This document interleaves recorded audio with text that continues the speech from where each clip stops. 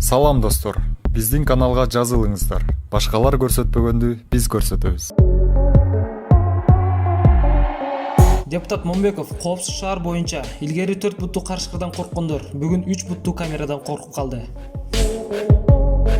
Бүгүн 12 декабрда Жогорку кеңештин жыйынында депутат Рыскелди Момбеков коопсуз шаар долбоору жоопсуз шаар долбоору болуп калды деген пикир билдирди. Коопсуз шаар долбоору ишке киргенде бул коммерциялык долбоор деп айтып чыккан.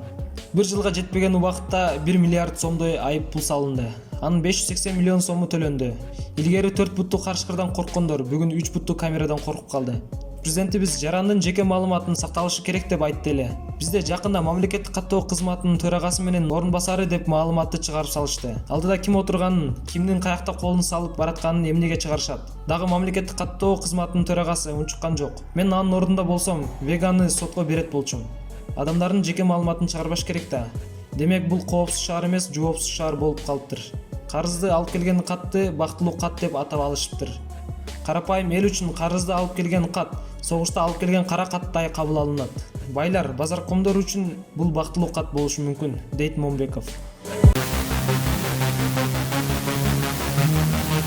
Урматтуу биздин каналдын көрөрманы, сиз бул чыгарылыш боюнча өз ой пикириңизди комментарийге калтырыңыз жана лайк басыңыз.